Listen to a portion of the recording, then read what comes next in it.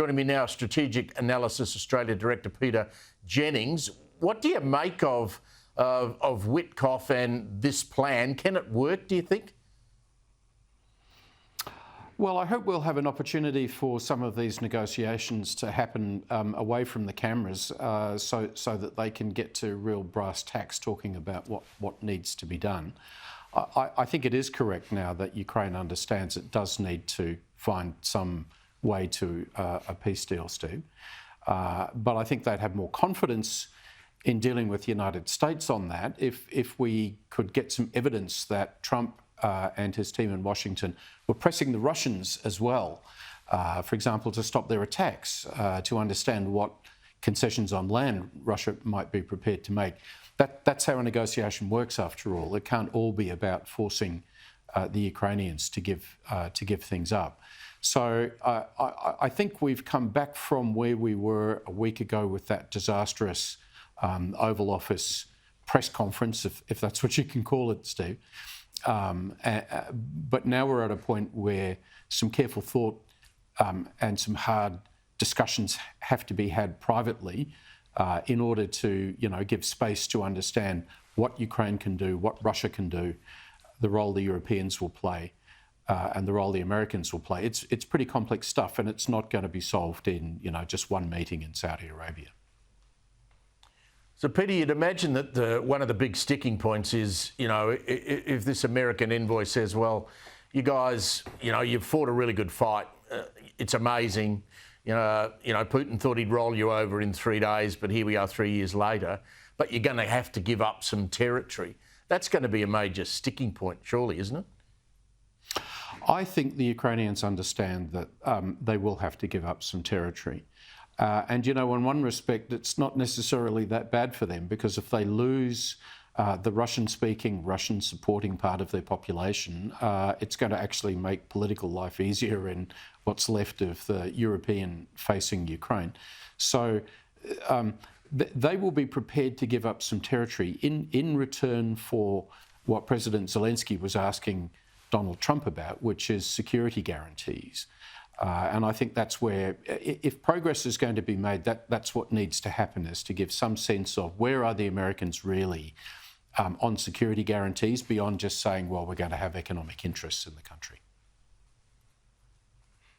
Well, we know Donald Trump loves a deal. He likes to negotiate. And, he was talking about these rare earth minerals and this contract that they were going to sign with Ukraine. And he made the point when he was talking about that there could be Americans working on those projects within Ukraine, and then those Americans would have to be protected, and he wouldn't stand for any incursion by the Russians. I mean, that might be one good road to go down, mightn't it? Yes, absolutely. And it's worth reminding the audience that, in fact, it was Ukraine which proposed the idea of a rare earth deal, some little time ago. And I think it is a good deal. I think Zelenskyy was badly briefed himself when he went into that Oval Office discussion, not understanding that what was really needed at the time was polite nodding and then go sign the deal and see what could be negotiated beyond that in terms of European security assistance and I would think some American assistance as well. But a core American economic interest in the future of an independent Ukraine is a good thing. Trump is absolutely right about that. And I think the Ukrainians acknowledge it. So it's all the side issues that now need to be dealt with, most particularly military security. What do you read into the president backing off on the tariffs on Mexico and Canada? He's given them a month now to sort it out. I'm not sure exactly how they're going to do that. They've got to prove, I suppose, that they're going to stop the illegals going over the border and the drug trade. Is this again showing that Trump's a deal maker and he's happy to say, well, maybe I was a bit too impetuous there. Let's talk about it? Yeah, I mean, Trump is never going to be sort of held to task for things he said in the past, and the deal moves on, Steve, pretty quickly.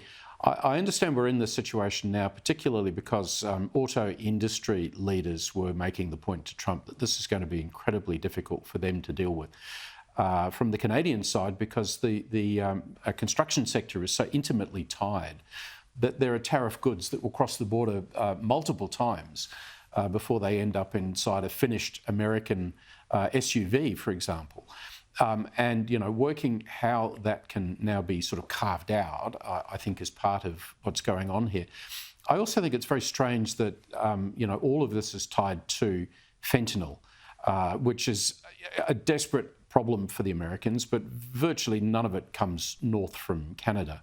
More comes from Mexico, but the Mexicans are now pledged to provide military assistance to secure the border. So will Canadian and Mexican tariffs be the big problem in a few weeks' time? I'm not sure. I think that they well may be negotiated away. And what's going to be left then is all the Chinese tariffs, which is probably the core interest that Trump needs to pursue.